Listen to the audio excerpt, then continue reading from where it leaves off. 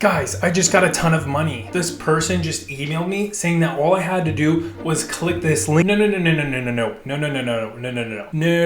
You're probably familiar with the concept of phishing emails. Basically, they're emails designed to trick the user into clicking either the link or an attachment or replying back with sensitive information that allows the attacker ultimately to gain access to user accounts, money, or information. If they're targeting your business email, then they're likely trying to gain access to your corporate environment, and that's where things can get pretty hairy. However, they will target your personal email as well because, hey, a lot of people don't necessarily take personal security seriously. If they're targeting your personal email, which certainly they often are, they may still be trying to gain access to your employer. However, they might just be targeting you directly. Needless to say, phishing emails are super prevalent. In fact, they're one of the most common ways that threat actors are able to gain access to their targets. They can also be one of the simplest things to look out for and defend against. That being said, and this is not to freak you out, there are some absolutely great looking phishing emails that would be very, very difficult to catch in the wild.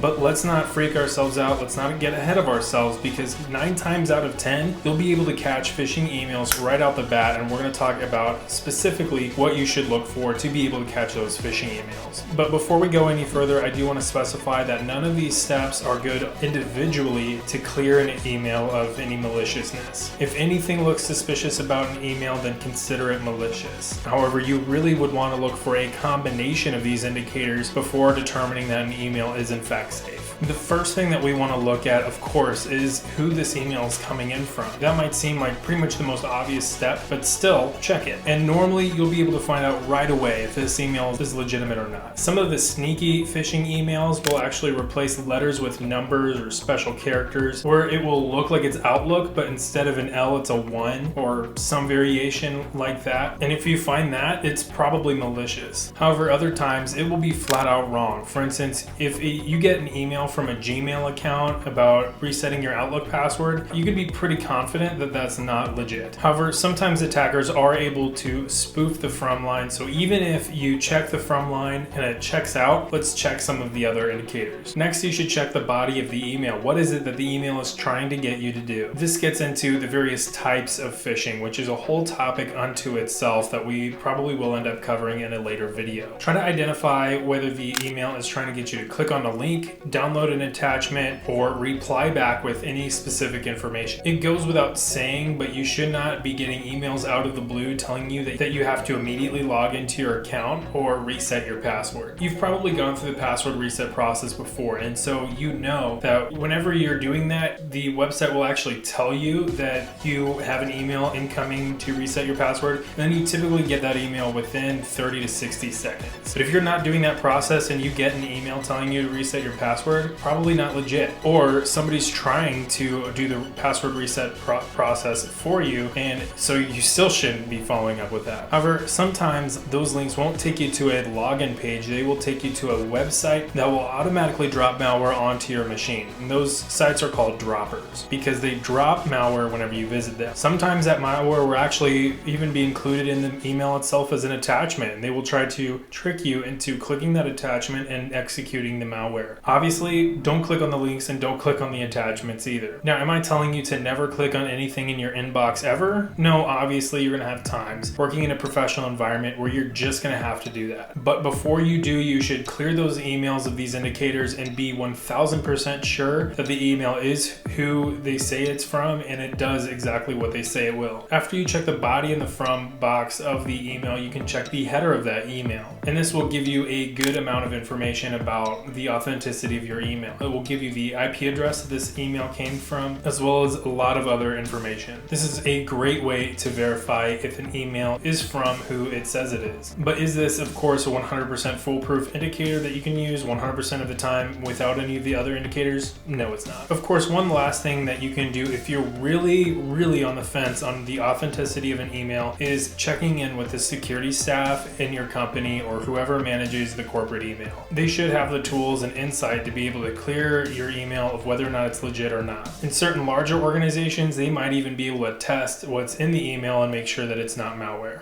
Obviously, don't blow up their inbox. If you know something's legit, then you know it's legit. And if you know something is not legit, then you know it's not legit. This is really specifically in those cases where you really have no idea and you want to be very sure before proceeding. They might get annoyed after a little while, but I promise you they will be less annoyed doing this than they will be cleaning up a malware outbreak because you clicked on a phishing email. So anyway, those are phishing emails. They can be an absolutely huge threat, not only for you personally, but for the organization that you work for. But I promise that that doesn't make these difficult to address. They can actually be very easy to spot in the wild. You know what else is a really big threat to address? Public Wi-Fi. So hey, check this video out about whether or not public Wi-Fi is safe and how attackers can actually exploit that. Of course, if this video was helpful, drop a like and leave a comment about how often you misspell like phishing as in to go catch fish and phishing as in the email threat, because I know I do that all the time and I just want to feel like I'm not alone on this. And of course, subscribe for more content because there's a lot of cybersecurity stuff already on my channel and that I will be continuing to post in the future. With all that, I'll see you all next time. Bye.